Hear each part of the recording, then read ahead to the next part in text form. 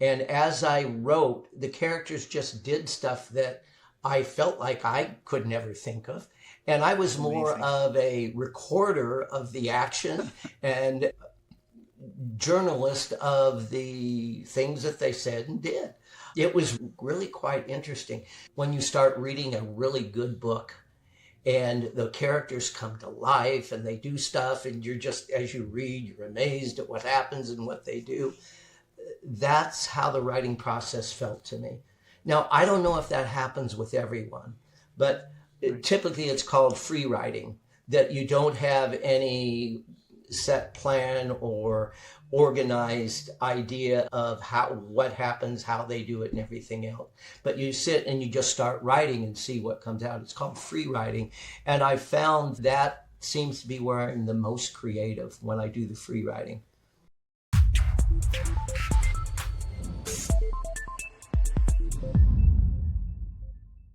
Welcome back to the Falls Home Front, where we highlight stories of service, community, and creativity here in North Texas. Today, I'm excited to sit down with someone who's worn a few different hats, from Marine to educator, counselor, and now a novelist.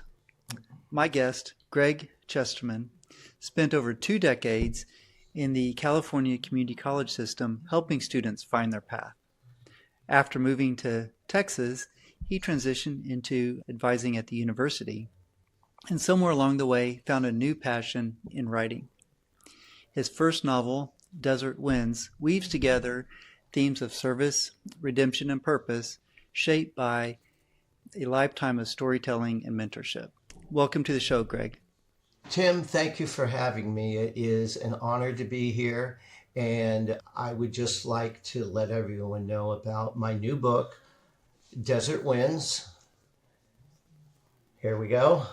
Yeah. And Exciting. yeah, I have it in back as well.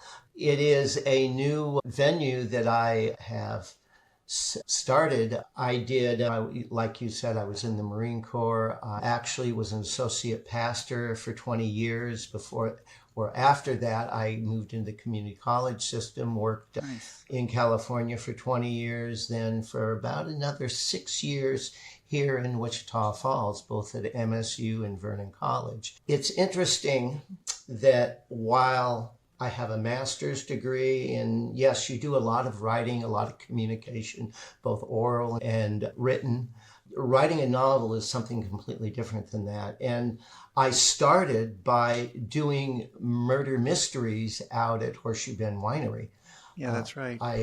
They wanted to do murder mysteries. I had done a few in California, so I got involved with Scott Pennish out there. And for the next over 4 years, I wrote and hosted murder mysteries for them. And it was so much fun and so exciting that I decided now was the time to write my book. So when I retired from the community college system here, and I also closed my business doing the murder mysteries, and I started on the novel. It took me 2 years to do. The type of writing, doing a novel, is a little bit different than writing murder mystery games, but that gave me enough background and enough experience to where I was able to write this novel. And it's been a real interesting experience in writing. Well, anyway, that's just where I started. Oh, no, that's great. Yeah, so let's talk a little bit about the book, Desert Wind. It's your first novel. Tell us a bit about what the story explores and what the readers can expect when they open the pages. All right, let me start off by reading what they call the hook. It's basically one sentence describing the whole book, and then I'll go into more detail from there. Okay. An illegal midnight cremation, a double murder, and the disappearance of the newly elected tribal council chairman leaves Sheldon Goodman torn between 2 roads and ultimately exposes an off-books clandestine CIA operation, corrupt Indian casino executives, and a sex trafficking ring that threatens the lives of corrupt leaders as well as his girlfriend and his own. Oh, my. So, yeah, it has a lot going on with it. It has a main plot, then it has several subplots that develop, And when we get to the climax, everything happens all at once. So all these people are faced with all types of conflict and confrontations that they have to deal with, and in some cases get out alive. The story is also about people. Yeah. It's about confronting and dealing with conflict, both inner or internal and external conflict, and how people handle that. My basis for writing characters was everyone has a secret. Okay. And what might be the secret of that individual?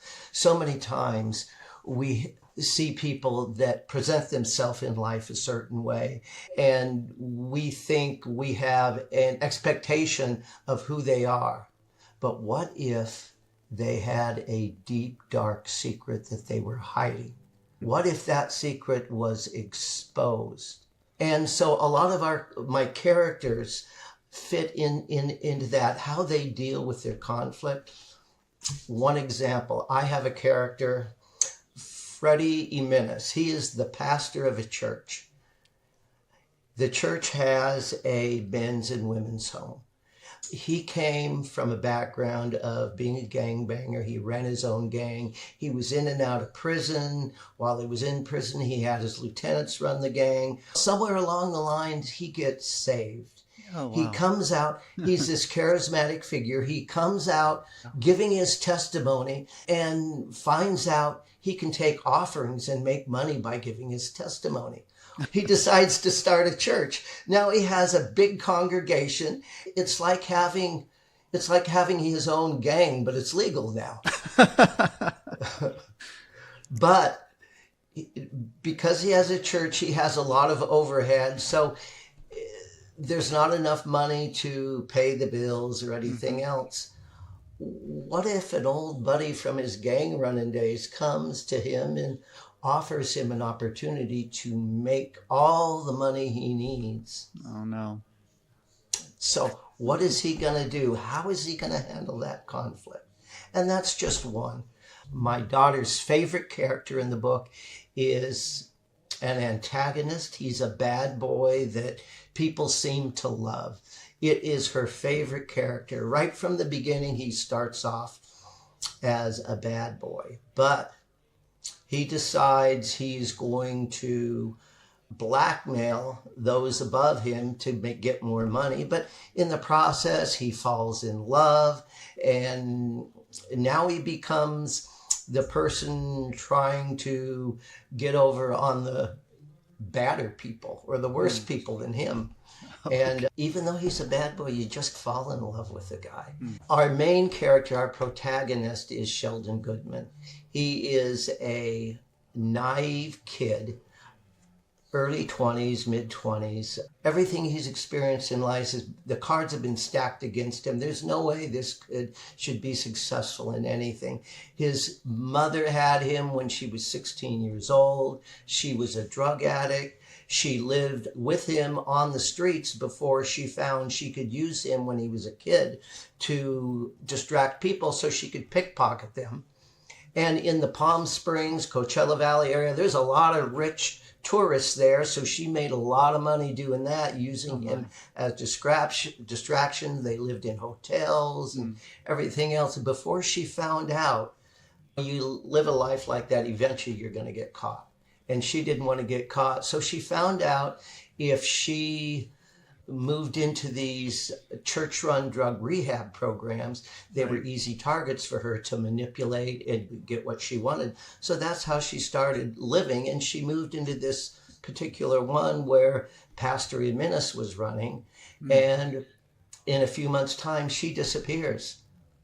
Sheldon is only 15 years old. The church and the men's home end up raising him. Oh, and wow. at 18, he leaves to go out on his own. A kid like this, and he's had almost no schooling, a kid like this should not typically be successful. All the cards are stacked against him, yet he faces all of this corruption and everything else, and he comes out on top. I have this quote by Booker T. Washington. And I'm not finding it here, but I know it because I've used this quote for years. When I was in counseling, it was always my tagline on my emails. Success is not determined so much by the position one has reached in life, but more so by the obstacles one has overcome while attempting to succeed. Oh, wow. And That's fascinating. in itself Fascinating. describes Sheldon Goodman. Oh, yeah. Yeah, that's fascinating. Yeah, and that quote about obstacles, I think, is great. Let's talk a little bit about where the creative spark came from. We've talked a little bit about your background, being in the Marines, guiding students, different things. Where did the idea for Desert Winds come from? And what was the specific moment that kind of pushed you over the edge to start this project? Tim, that is a very good question. And the pathway, the journey to get there is probably completely different than what you or even me would think would happen to get that inspiration. I had for several years been thinking, this is before I left California, wanting to write a novel, a murder mystery set in the community college system about drug smuggling into a base. Now, I worked near a Marine base, 29 Palms Marine base. So I was thinking drugs could be smuggled in from there, from, say, Afghanistan, and then incorporate the community college system into it all. And that's what I was thinking. However, I was out in the Coachella Valley visiting my daughter and her husband, and they just started one of the most interesting businesses you could ever think. They started first a transportation business where they transported dead bodies. Oh my. Then they expanded to a crematory and they got this whole furnace. And so now they cremate bodies and now they're a full-blown funeral home. Oh, wow. And so I was there visiting and I got an idea just about a scene of an illegal midnight cremation. What if someone came in the middle of the night and used that equipment to cremate a dead body that had been murdered? Oh, no. And the more I thought about, as I started writing the novel, I really just wrote that one scene and I liked it so much. I actually rewrote it 3 or 4 times before it inspired me to say, you know what? I'm going to use this as my novel, not my original idea. And so the 2 characters were Mateo Rivera, that's that bad boy that everyone loves, and Sheldon Goodman. So I had to figure out, how did these 2 get together? What was the history of it? And who was this dead body that they burned, and why did they cremate it? And how did they even break into the crematory or know how to run the equipment? Nice. So I had to lay all that out in the first few chapters. And as I began to write, I needed more characters because I knew where I was at and I knew where I wanted to go. But I did not know how I was going to get there. So as I began to write, and this is the real interesting thing, this didn't exactly happen when I was writing the murder mystery games, but this happened when I started writing the novel, is that these characters came to life for me. And as I wrote, the characters just did stuff that I felt like I could never think of.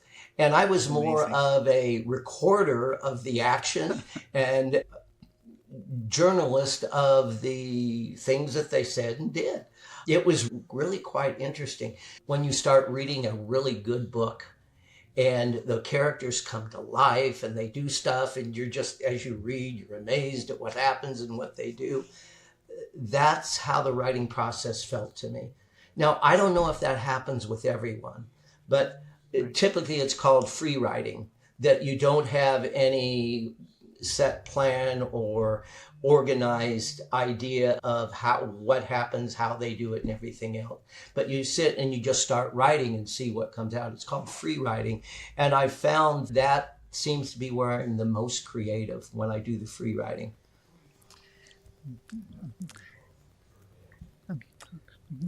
That is very interesting, that just how you describe that creative process, and I'm having those ideas come to life. What has the emotional journey been like stepping into this creative world of The emotional journey? Let me talk about first retiring. When I retired as a counselor, yeah. it was the most exciting job I had ever done in my life. It was so fulfilling.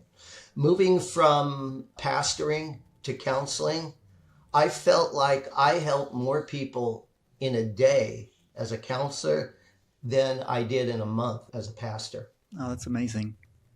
Yeah. So when I retired, I needed something that I could be passionate about and be fulfilling.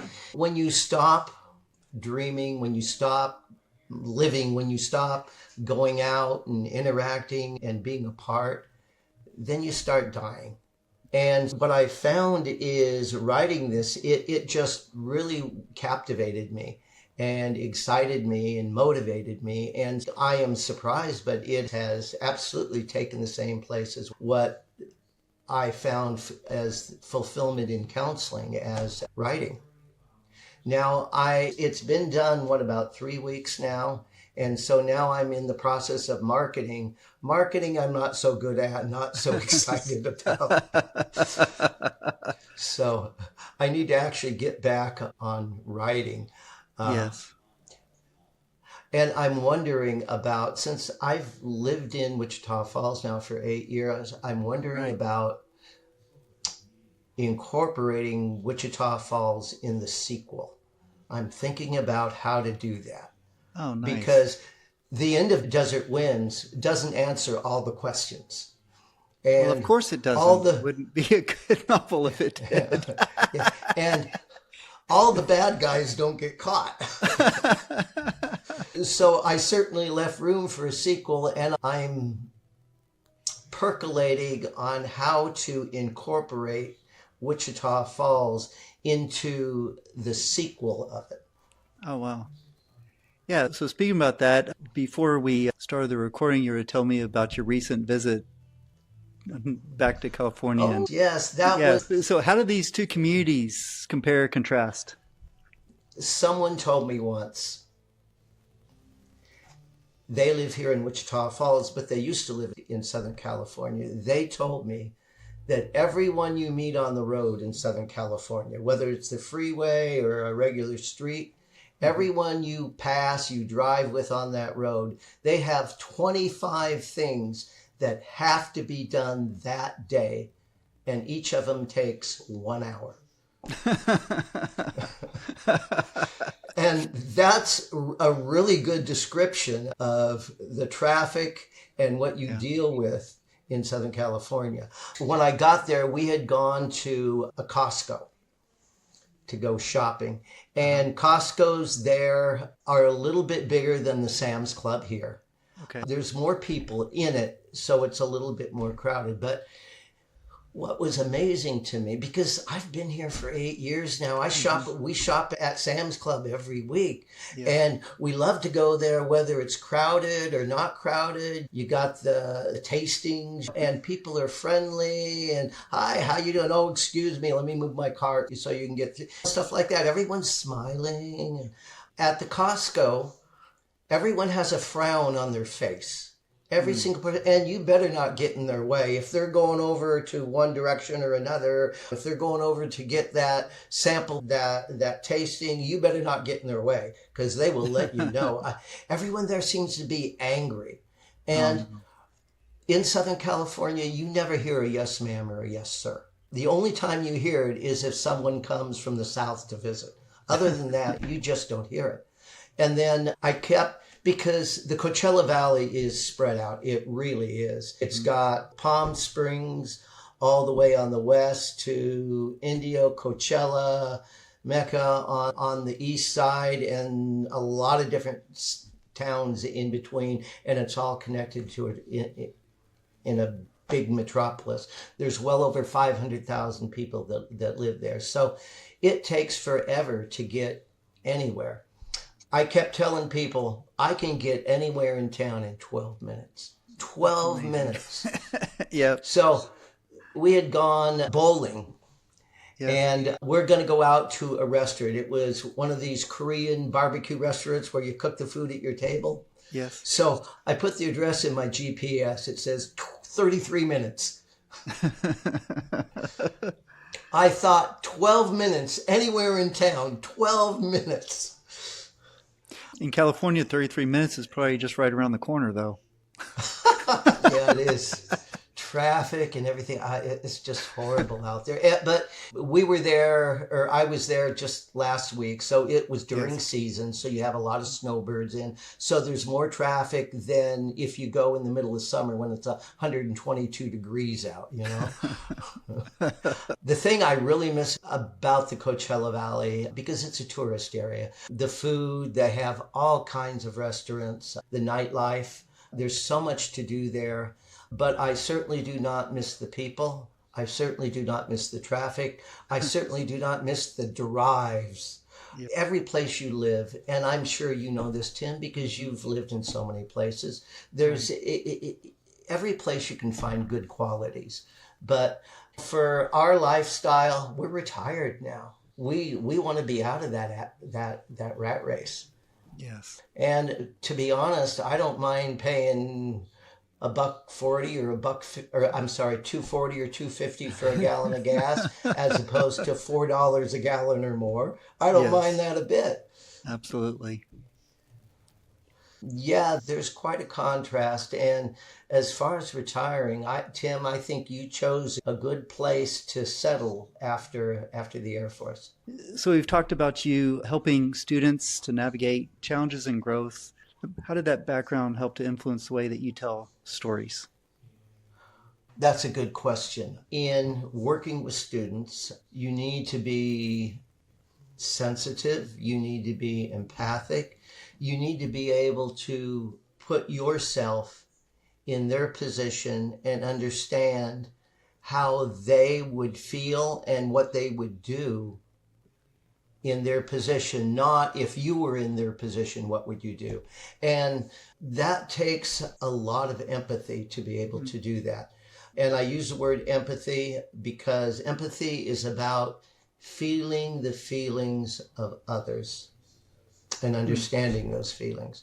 And when you get a degree, a master's, PhD in any kind of area in counseling, and mine was in educational counseling, you get training in understanding that you're exposed to those types of ideas. And so it really helps you to understand people. So when I began to write, it helped me to understand who these characters were, even though, yes, I created them. Yes, they came out of my mind.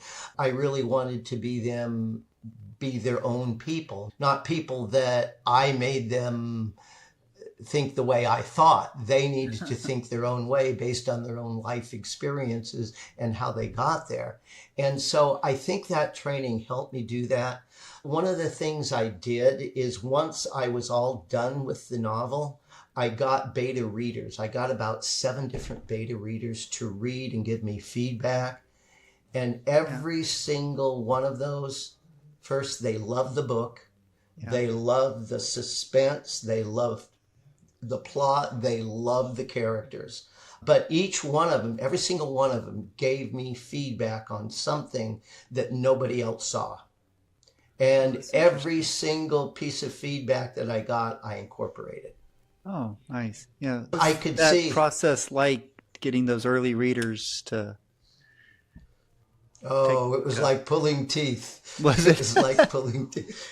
People were on board very quick. Oh, sure, I'll read your book, but I'm just going to read it in my time. I don't want to have a timeline or give you feedback or anything else. If you want to give me a manuscript of your novel, yeah, I'd love to read it someday eventually. But that wasn't the purpose of the beta readers. So as I began to contact them and say, hey, have you got that read yet? Have you got feedback? Oh, I was supposed to read it at a certain time. I was supposed to give you feedback. Yeah, you were. But I had about 7 that, again, did an excellent job. And it's quite a variety of people and backgrounds. One gentleman, he was the goalie for the hockey team we had. Later on, he was the assistant coach. Then I think he was the golf pro over at the country club for a while. Now I think he's raising cattle now. And he lives just right down the street. He's not normally a reader. No. But he wanted to read it. He read it, gave me excellent feedback. I have another guy that I think all he has is a high school education. And I did not think that he would even be interested, but he wanted to. Yes. He read it. He gave me feedback, some things that I had not even thought about based on his take from his life experience that he saw that really helped the book. I had my daughter who has a bachelor's degree in theater arts, and she works at a advertising agency. She was one of my beta readers, and she gave me feedback. That very first scene in the book where it's the illegal midnight cremation, I rewrote that 5-6 times. And my daughter finally was just honest with me. She said, "Dad, you need to rewrite that. Look, as you continue to write, your writing got better. You just need to revisit that." So I did. Yeah. And she was right. The other thing too, once I finished it, it was 168,000 words. What I found out was, yeah, it is. A murder mystery in this genre should be about 120,000. Okay. And some of the feedback I got, and this is consistent with the readers, is that there was a lot of extra stuff in there that seemed to slow down the plot and the movement of the book. So I spent a week, about 6 to 8 hours a day for a good solid week, editing that from 168,000 words to 119,000 words. Oh, and amazing. that out of all the feedback, that was probably the most important feedback. Wow, that is so interesting. For those that might be listening that are thinking about becoming a novelist or writing a book, what would you tell them? Oh my. When I was in California this last week, a white manila envelope showed up out of nowhere. And it had 2 chapters of someone that was writing a book. I still don't know where they came from. And I'm staying with my daughter and the family. And so I don't know if one of them put it in. Everyone's telling me they have no idea where it came from. So I figure someone's going to ask me about this eventually before I leave. So I better sit down and read it.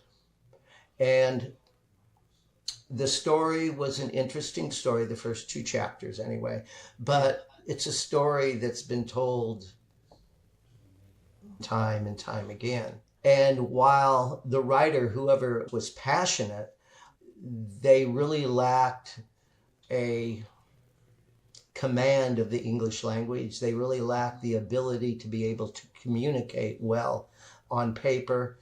And so the writing itself was quite immature. And the story was a story that had been told time and time again. Yeah. So here's what I would tell writers. Get an education. Take classes in English, take classes in creative writing. My daughter and her boyfriend have this thing they do every weekend. They go out to a coffee shop with paper or notebook. They sit down and they'll find a writing prompt online. And then they'll spend 10 minutes or 5 minutes on a writing prompt to write to that.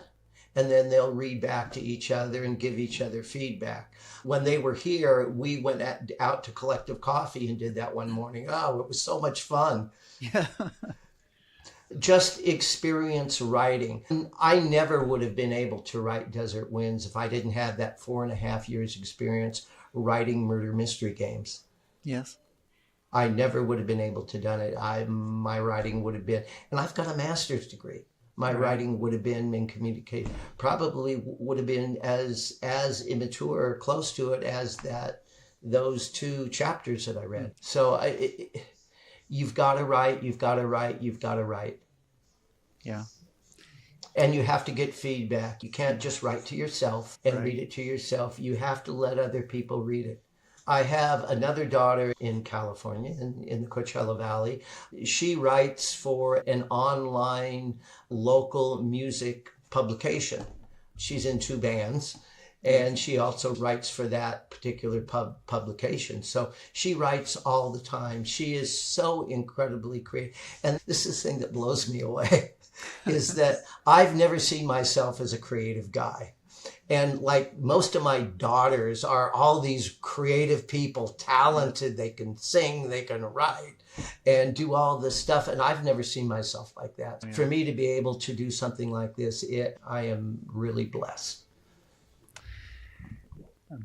Yeah. This project has been something that has been in your mind for years. What was the mindset or the habit, or what was it that pushed you over the edge and kept you going to the end to actually get this thing published? I think that once I decided to write it, once I actually made the decision to start it, then the decision was to complete it and publish it. And so really your question for me is, what motivated you to actually start the writing? So I'm visiting my daughter and her husband, and he and I have gone out to lunch. While we're out at lunch, apparently another funeral home has come and delivered several bodies. And the bodies have not been put in the reefers yet, so they're out on gurneys in the middle of their back room where the reefers are, where the furnace is, so all the work of the funeral home is done back there. So we go in the back door. We have to walk through this, and here's these dead bodies laying on the gurney, and so I have to snake my way through, and I'm thinking, wow, I'm in an episode of The Walking Dead right now. I'm waiting for one of these bodies to start coming up off the gurney. And right then, during that walk through there, that was the time, that was the moment, that was the inspiration. Amazing. Amazing. Gregg, it's been such a great conversation, and so appreciate you sharing. It sounds like you're beginning to wrap up. Before you do, I want to give you a plug. Okay. Okay? For anyone else that is looking to buy a home. We were in California. I called up, or maybe I emailed or texted or something, Tim, and said, hey, we are coming out to Wichita Falls in a month. And we are going to buy a house when we're there. And here's the specifications. And can you set something up for us? And he says, yeah, sure. So when we get out there, it's me, my wife, her son's wife, and their 2 kids in this big group. And for the whole day, Tim takes us around to look at houses. And we looked at some we loved. We looked at some that were and we found one that we're going to put a bid on. However, at the end of the day, Tim goes, there's another house that's getting ready to come on the market, and we're right in the area. Let me call them up and see if we can come over and see it. So he makes a phone call, and he says, yeah, we've got it set up. So we go over there, and we've looked at all these houses all day, probably 20 houses or more. And we're thinking, oh yeah, let's look at it. It's probably no better than the other ones. And when I saw that house, I fell in love with it. I said, this is the house. So the bid on the other house, we canceled that. We put a bid on this house, and here we are today. That's amazing. Thank you for sharing. I don't think you can find a better real estate agent than Tim Lockhart. He was just fantastic for us. Oh, that's great. Thank you. It makes it easy to serve great clients like you as well. So I appreciate that. All right. Thank you, Tim. I appreciate you. I appreciate you having me on here. And for everyone that's listening, buy the book. Yeah, so where can they go to get this? You can go to two different places. You can go to, and most people go to Amazon. You can get it on Amazon. Type in Desert Winds. Yes. And if this doesn't come up, then type in Desert Winds with my name, Gregg Chesterman, and it'll definitely come up. For me, it usually comes up when I just type in Desert Winds. Mm-hmm. It is in paperback, hardback, and ebook. It's not currently in audio. To do audio, you have to have someone read it all and everything else. So I'm going to look into that to see if I can't get it into audiobook. But right now it's just in those three formats. It's also on Barnes & Noble. Barnes & Noble has an app as well where they do ebooks and paperbacks and hardbacks. You can get it on Barnes & Noble in paperback and hardback, but you can't get it in ebook on Barnes & Noble. It is available in Amazon on ebook, though. All right, great. Thank you. Thanks for sharing these insights, the inspiration, the journey that you've been on. It's really interesting. And for those listening out there, if you want to learn more about real estate or what's happening here around Wichita Falls, Shepherd Air Force Base, make sure that you subscribe and share this episode with someone who could benefit. So this is Tim Lockhart, and I'll see you next time on the Falls Home Front. All right. Thank you, Tim. Thank you. Appreciate you tuning in. Want more insider tips on buying, selling, and investing in Wichita Falls and North Texas? Subscribe now and keep watching. Your next move starts here.